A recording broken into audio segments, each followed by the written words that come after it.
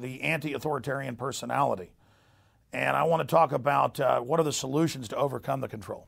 Well, the Huxley family was deeply into eugenics, and Aldous Huxley was a famous 20th century writer who died the same day as Jack Kennedy, oddly enough. So when you look into his writings about utopias that they were trying to create, a technotronic elite, these ideas of the ultimate revolution, that they would harness human beings and they would love their servitude through pharmaceutical methods and all these other things that he described back in 1961, these are really all reflections of MK Ultra. And so when you ask who came up with these ideas of MK Ultra, like that was an operational project. Whose needs was it serving? It's serving an elite class who's a predatory class. They're interest-specific kleptoparasites. They are of the same species, but they are preying on us. They are plundering our production, and they use knowledge, the knowledge gap, as a power gap, as a wealth gap, and that is the harness of control.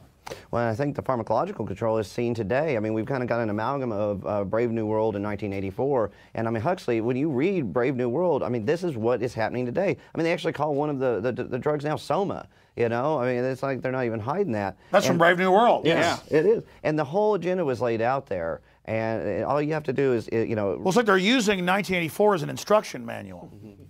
And so now anybody goes in for anything. A kid is a kid. You know, we just called it daydreaming, but, you know, when I was a kid. Now it's like they want to shove ADD drugs down their throat. You know, anybody that goes in for the slightest thing, maybe you're having a bad day. Now all of a sudden you're diagnosed with this major disorder, and Big Pharma is giving you drugs. They're funding hospitals to where they go in, and if you want the money, well, you've got to push drugs as the only solution. And I think that this is, you know, Huxley called it how many years ago? Unbelievable. Let's go back to the clip here, the final segment of the film, then we're going to have extras. I want to talk about solutions at the end, and then intro some of these extras, because I haven't seen these. I've seen the film. I haven't seen the extras. You tell me how good they are. So intro these for myself and everybody else when we come back. Here's the conclusion of State of Mind.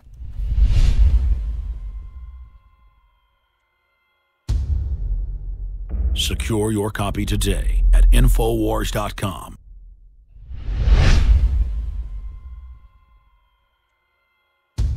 Cognitive dissonance occurs when individuals lack consistency in their methods of thinking, and thus, contradictory elements attempting to reside simultaneously as fact create frustration, confusion, anger, and aggression.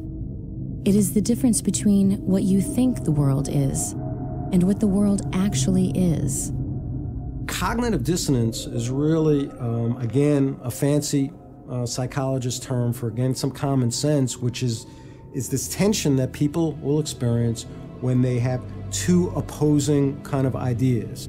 The role of psychology in advertising is to create cognitive dissonance, or the conflict between what you have and what you want, and to fill that void by adapting your behavior accordingly in order to achieve your reward.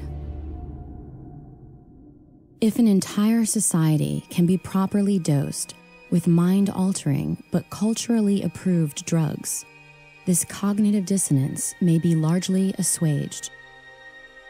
With social control as their aim, the ruling class sought to expand their ability to influence the individual. Mind games, those of psychological warfare and advertising, were simply not enough. The opportunity existed to employ chemical treatments, physically affecting the hardware of the brain, to complement the already existing harmful software in the form of effective propaganda and advertising.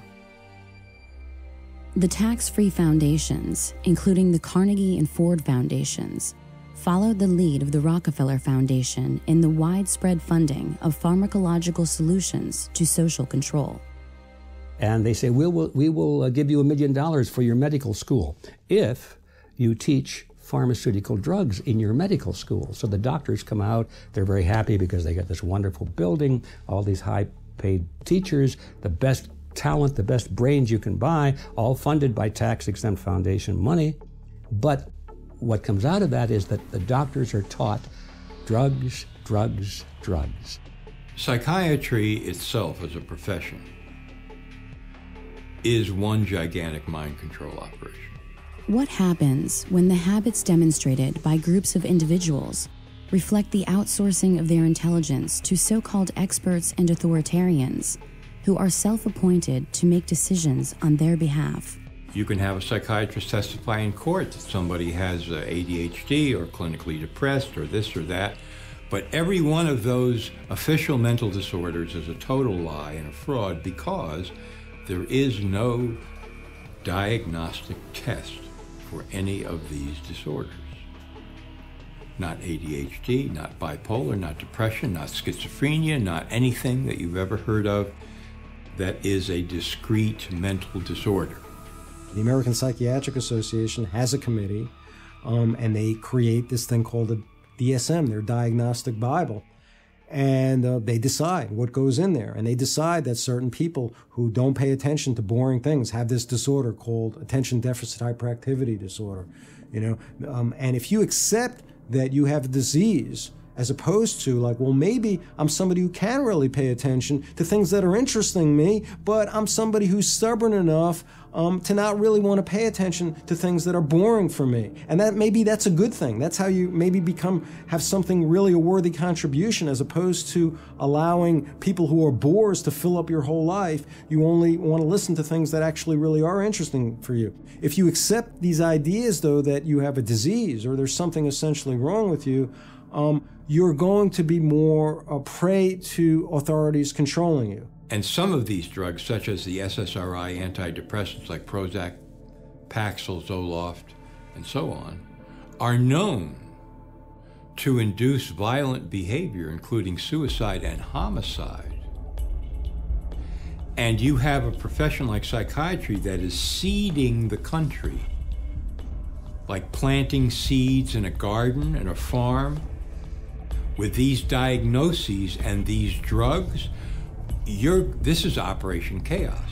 Part of the problem of psychiatry, when it comes to diagnosis is that they really seem to have no political awareness of their pathologizing of anti-authoritarianism, of stubbornness, of rebellion. This is, I think, a part of the reason for that is I think that an overwhelming number of psychiatrists, psychologists, mental health professionals are more kind of compliant people. And when they see non-compliant, more stubborn, more oppositional kinds of patients, especially young people, that creates a lot of anxiety for them. And so you have this power, and you do this for 10 years, 20 years, 30 years, 40 years, 50 years.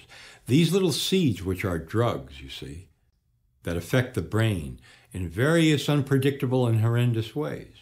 And you have that power to do that for 50 years. Don't you think you could really call that mind control?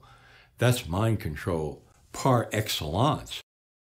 If habit is thus the enormous flywheel of society, and habit keeps us all within the bounds of ordinance, then it is our habits which enslave us to the so-called children of fortune.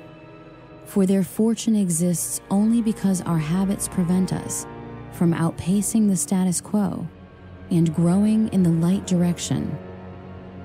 How might we begin to change our habits such that our actions are no longer in conflict with our needs as individuals to survive and thrive in this world?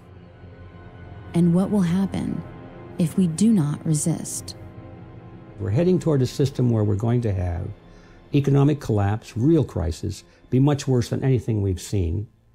We're going to be in a position where most people won't understand how it came about. They won't realize that it's the result of government policies, of corrupt politicians, and so therefore they're going to go to those same corrupt politicians and endorse the same policies, and we're going to get more of the same. And that is where we're headed. It all goes back to people who are smarter than us, who are polymaths, who are organized and have a lot of office supplies and infinite money because they can print it out of thin air and everyone else takes it and says, this is real. That's not real. Your mind is real, objective reality is real, wisdom is valuable because we can learn how to survive together with that, but all these things that they make us think are valuable, like petroleum or any of these other commodities, they're all fear-based. If we just really understood what was going on and our voluntary role in it, we wouldn't play such a role in our own servitude. So we come to a point in our lives where it's fair to ask, what was the last original thought you had? the way you walk, the way you talk, the vocabulary that you use. All of these things are built into the expectation you have of yourself based on the role you have chosen to play in the theater of life as it's been defined to you. I think we're seeing what the consequences are of just complying with everything right now, because that's what most people in America do at this point in time. The consequences are every day you're losing more of your constitutional rights, and your freedom is being taken away more and more and more by this all-encompassing security state being brought to you by your United States government. If you out there watching don't wake up and begin to investigate these facts and prove them for yourself and take action against these people, you are not just committing suicide against yourself, but against all of good humanity. The consequences to non-resistance of control is losing everything that makes us human, that we love, that we cherish. Now think about which laws have been passed recently to give you more rights. There aren't any. There aren't any at all. A lot of folks who are critical thinkers, they realize how powerful these kind of giant corporate government entity is out there. And that kind of understanding that a critical thinker has can be quite painful and can lead to them being depressed and apathetic and giving up. And so we see that throughout history, that a lot of your really great critical thinkers sometimes succumb to depression and substance abuse because they're so overwhelmed, as opposed to others who figure out that conundrum, that if I'm going to be a critical thinker, I'm going to see how powerful these oppressive authorities in my life are, but I can't allow that pain to make me just kind of give up into kind of fatalism and defeatism. Information, knowledge equals power and control. Whatever the public face of something is, whatever they're talking about publicly, there's something else over here they're probably not looking at. And that's why it's important for individuals to look beyond what is being presented publicly. It's input, processing, and output. And what we're trying to do is keep a clean signal, that's knowledge of that which exists, and to filter out the noise. And we do that by dismissing the arbitrary, things that aren't substantial, and identifying fallacies, because the way that people can effectively lie is through words, and it's through our own belief in these words that makes it take control of our lives. So in understanding these essential aspects of how they control us, we can learn individually to become free and to communicate amongst each other how to do that more efficiently. Don't buy the propaganda. Don't believe what's in the mainstream media. It sometimes is true, but often not. There's only one thing that we can do to change the course that we're now on, and that is to recapture the system. All of the positions of power in America today, and to a large extent around the world, are in the hands of collectivists, people who believe in the very system we have. They like it. First thing we have to do is we have to take the schools back, and then we have to educate the kids that, hey, this happened in the past. These are the things that happened. You have to have a conscience, and you have to take a stand. And no matter how many people want to get you in the group, don't be part of that, because you're going to lose your individuality if you become part of the group. You have to kind of forgive yourself, and once you do that, you can have greater compassion for other people who are still being victimized, who are still believing that those who are controlling their lives actually care about them. A large segment of the population that are so-called conspiracy theorists, but I don't have a problem with these people.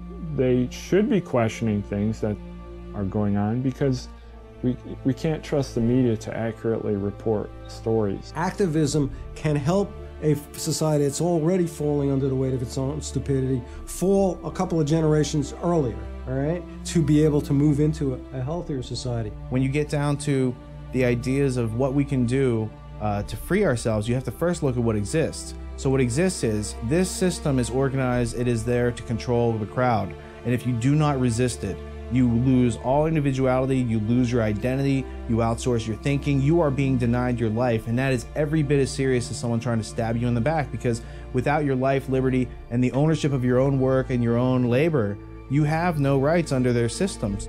Freedom means freedom, not some freedom, but all freedom. As long as you don't take away the life, liberty, or property of your fellow man, you should be free to do everything that you want to do. That's what built this country in the first place. So the solution to the problem is to return to that high ideal, return to that high ground. Then everything is possible. You don't have to like the system you're in, and frankly, you have every right to speak out against it. Freedom of the individual is where you start. And then the individual can say, what am I going to do with my own freedom?